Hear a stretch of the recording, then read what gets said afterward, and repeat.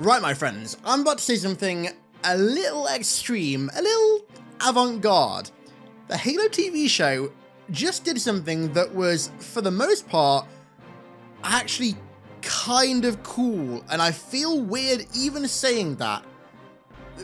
Let's talk about episode 7. Don't worry, it starts off rather sillily, if that's even a word, but there's one segment of this episode that I was genuinely surprised about that I thought, at least I thought, was pretty cool, so let's begin. So, this is the penultimate episode of the TV show, and it opens with everyone's favourite power couple, Christ almighty, Master Chief and Marquis in some Blessed One artifact vision on the Halo, and Marquis reveals that she saw this place in her dreams as a child because, of course, she's a Blessed One.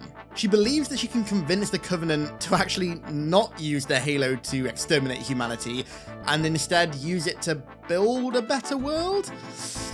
I don't know about that one, Chief. Good luck with that one. But very quickly after that, they get snapped out of the vision, and we're back on the Arbiter ship, where the elites are, believe it or not, still fighting. I did not expect to see any more of this. Again, the mutiny on the Arbiter ship is very cool to see. It's cool seeing elites fighting in live action when I'm not too sold on the armor designs of the elites in this show, but the animation is really good, so that plays into it. But after a long chase, the priest, Uto Umdama, gets somehow killed by Marquis with the help of Cortana, despite the fact that Umdama was doing these really cool dagger moves in the last episode. I don't really get how, even with Cortana's help, Marquis would be able to best the priest in a fight, but fair enough, I guess. I actually kind of like this priest, and I was hoping that they'd be alive for longer, but I guess not. And when all that's said and done, Marquis and Cortana finally pinpoint the location of what should be Alpha Halo on a map, but we'll get to that in a minute. Back to the UNSC side of things, minor inconvenience, minor annoyance here, but it's something that I've noticed in Season 2 of the show in particular. They didn't do it in Season 1, but in Season 2, they keep calling Oni O-N-I, not Oni. I don't understand why, because in Season 1 they definitely called them Oni, now all of a sudden it's O-N-I, like everyone is calling them O-N-I.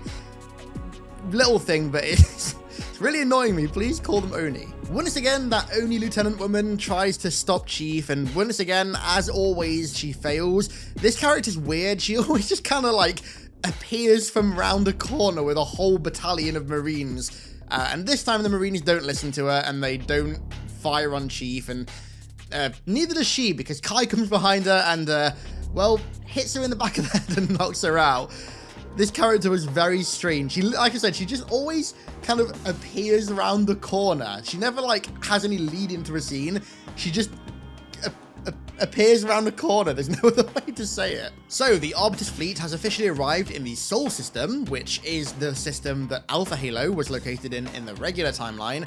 And as the name of the episode implies, Thermopylae, the Battle of Thermopylae, Spartan 3s are being sacrificed en masse to stop the Covenant fleet. Now, I'm going to do a little bit of a prediction here, right? So, the Halo is in the Sol system, so by all intents and purposes, it should be Alpha Halo, but we all know that this show and the writers of this show love to change things for the sake of change, for absolutely no reason. So I bet right now, I guarantee it's not going to be Alpha Halo. It'll be like Beta Halo. It's not a big deal. Not a big deal. Like Alpha, Beta, Epsilon, Kappa.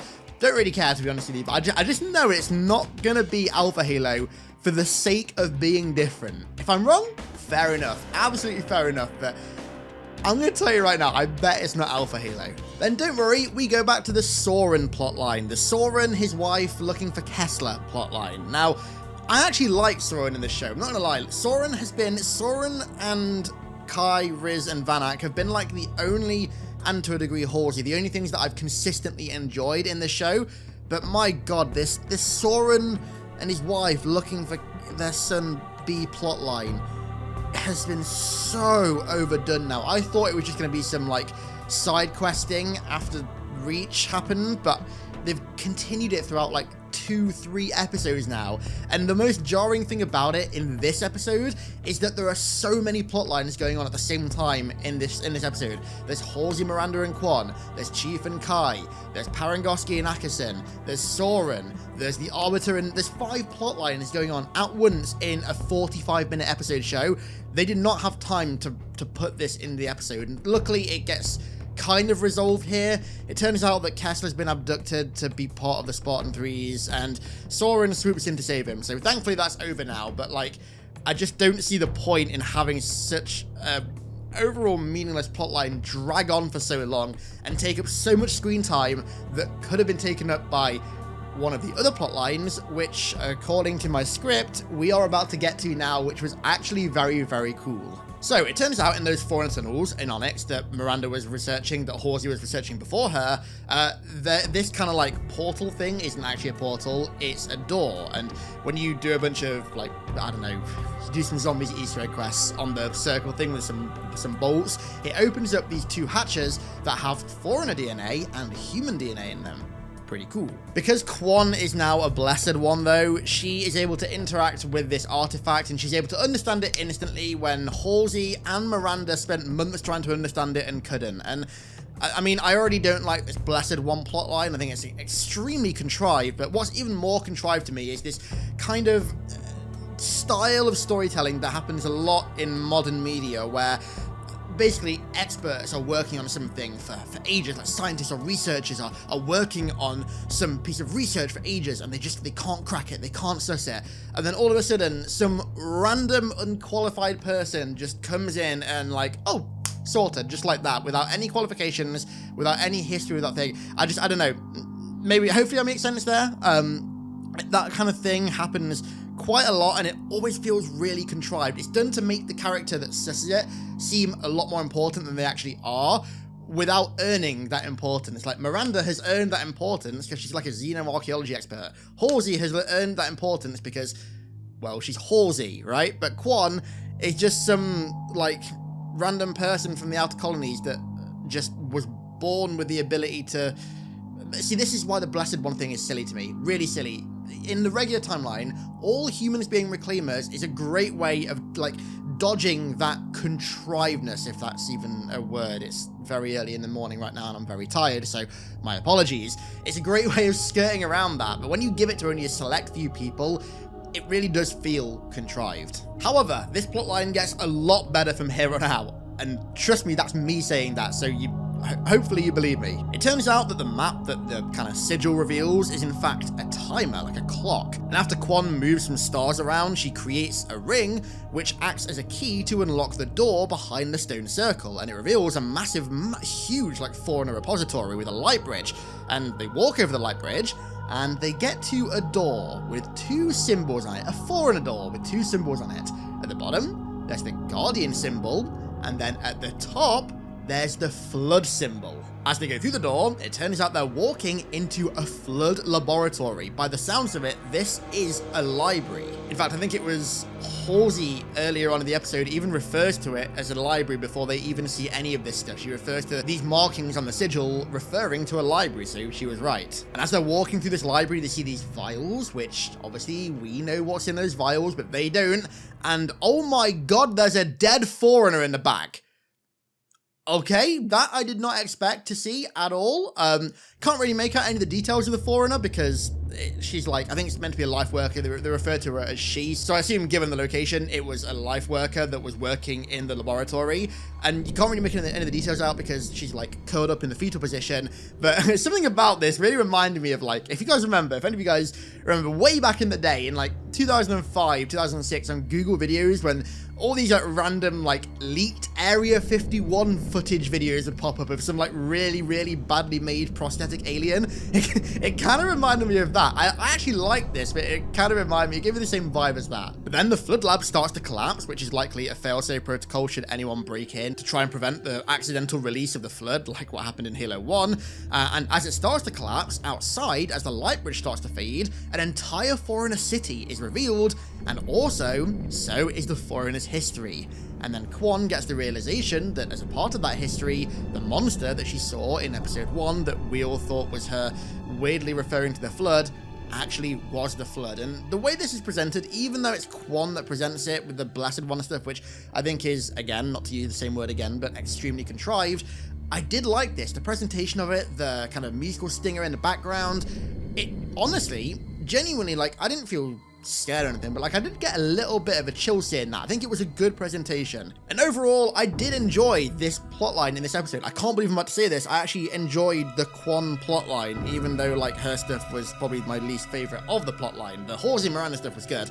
But I think this was definitely an adequate way to tease the Flood. I don't think it's the reveal of the Flood is ever going to be as good as Halo 1's, because I mean, that was just like horror perfection, right? Absolutely perfect. But I think in the context of the TV show, this was actually really, really good. I did genuinely enjoy it, and I'm going to give them praise for it. Genuinely, this was a cool, almost horror-inspired way of doing it. It wasn't outwardly horror. It wasn't outwardly meant to be like a whole horror scene, but it had like little kind of like emotional notes of horror, which is a good way to build up to the Flood's reveal, I think, which, by the way, I think it's clear they are going through the Flood now. This tease was very heavy-handed, very, very heavy-handed, and done, I would say, intentionally. And then towards the end of the episode, it turns out that Miranda actually managed to save one of the vials, or one of the kind of repository storage units from the Flood lab, and she has it on Onyx in one of those research labs, and she opens it, and that's the last thing we see of it in the episode. So, you know what? I'm actually genuinely curious to see where this goes. I actually think it'd be really sick if Onyx ended up getting taken over by the Flood in this timeline. If there was an outbreak in the lab and Onyx got taken over, I don't think it's going to happen, honestly, because I think they're gearing up for the entirety of Season 3 to be on the Halo, which honestly is good. I think that's what they should be doing. But if they went in a different direction and had an outbreak happen on Onyx, that would be kind of cool. I'm not going to lie, I think that would be kind of sick. See, that's the kind of thing that I want an alternate timeline to do. Not completely miscue and ruin existing plot lines, but shake things up a little bit and have certain things happen in different ways. That's the most ambiguous and meaningless way of describing it. I don't know if I think it's too early in the morning to describe what I mean, to be honest with you. Either way, if there was to be an outbreak on Onyx, I think that could potentially be really cool. So back to the UNSC plotline, it turns out that that spike that only were having the Spartan 3s practice planting on the Covenant ships isn't meant to be something that you escape from. Rather, that spike overrides Covenant fusion drives and basically causes their ships to do what the Autumn did in Halo 1, but on steroids, over 1 million miles. And the idea with this is that it's Parangoski's idea specifically to deny the Covenant Halo by destroying it. But in the process, it's kind of like a self-destruction mission, shall we say, because in the process, all of the ships, the human ships in the area, will be obliterated as well. But she thinks that that is worth it to stop the Covenant from getting the Halo, and to be honest, she's not wrong. But then, my friends, oh my god, we're about to get something even crazier than a Flood tease, even crazier than going to a Flood lab. Brace yourselves. Master Chief looks at his armor. Oh my god, it happened. And not only that, I'm going to spoil the ending of my video. I'm going to jump ahead in my script now. At the end of the episode, Chief steals a Condor, for reasons that will become obvious in a second, and he's wearing his armor. He's still not wearing his helmet, but at least he's got Mjolnir on now for the first time in, what, like 4 episodes, if I can count correctly. Master Chief is wearing Mjolnir. My god, who said it wouldn't happen again? Good god, it only took him like half a season, but they did it. Kai urges Chief to go to the Halo and get it before the Covenant does, and she chooses to stay behind with the Spartan 3s, who are raiding the Arbiter's fleet with the Spike, and I can guarantee you right now, they're going to give Kai a very similar death to Kurt, in that, like, obviously Kurt went out in a blaze of glory, an explosion of glory, so to speak, in one of the greatest asset denials in the entire history of Halo lore, and I guarantee that actually, no, I'll say that. Maybe I think Kai will die. I think she's gonna plant the spike and she's gonna die, but I think somehow it won't destroy the Halo. I think it will destroy the entire Covenant fleet, the fleet of Solemn Accord, but I don't think it will destroy the Halo. Something will happen, the Halo will jump through a portal, or it will be immune, or something. They'll pull something like that to make sure the Halo doesn't get destroyed at the end of the season, but I do think that Kai is gonna end up having a Kurt-like death at the end of the season, so in the next episode next week. Briefly back on the Arbiter ship, Marquis gives herself the Mark of Shame. The Marquis of Shame. Boom, boom, boom. Would you look at that? What a great joke. Haha, aren't I funny? And yeah, so we're back to the UNSC stuff. Chief wins against Steelers Condor, like I said, to go and find the Halo against Parangosky's orders, but in line with what Ackerson wants him to do. And yeah, we see Chief in his armor, and that's the end of the episode. I would say this is, honestly, yeah, it had some dumb stuff, undoubtedly, but I would say out of all the episodes this season, I probably enjoyed this one the most, honestly. I do think that the finale, I mean, whenever I say this, understand that I'm saying it in the context of thinking that this show is like not even 10% as good as what Halo deserved for a TV show. It's like, it should be like 50, 100 times better than this. However, with that said, within the context of that, I do think that the finale of this could end up being pretty good, because we've got Kai going to attack the Arbiter's fleet with all the Spartan 3s, we've got Chief going to the Halo, we've got Miranda opening a Flood research vial, which, I mean, I don't think it will happen, but my fingers are crossed for an outbreak on Onyx. That would be really, really, really cool. Camp Kurahi, what, how do you pronounce it? Camp Kurahi? Yeah, Camp Kurahi getting over him with the Flood. That could be really sick. I think that could be really, really cool. But yeah, mixed episode. However, much more enjoyable than the episodes have been for, I would say, quite a long time. The only episode that even comes close to this, I'd say, is episode 1. I think this is definitely the best episode of the season, though. In fact, you know what? I'd maybe even go as far to say it's the best episode of the show so far, which, again, within the context of the show, is not, I'm not saying it deserves an Emmy. I'm not saying this is like True Detective Season 1 level of quality, right? I'm not saying that, but much better than last week's, and significantly better than the week before that, and the week before that, and also you get the message. So, leave your thoughts down below if you've seen episode 7. Let me know your thoughts. Let me know your thoughts on the Flood teasers. Well, they're not even teasers at this point. They're kind of just like, the Flood are coming, by the way, kind of overhand teasers. Yeah. Oh, Christ, what am I even saying? Let's run the video out there. I think it's time to run this video out. Yeah, thank you all for watching. I really appreciate it. And I'll catch you all in the next proper video. Hopefully Sunday, possibly Monday. We'll see. Thank you all for watching. Love you all. Have a good day, and I'll catch you in the next one.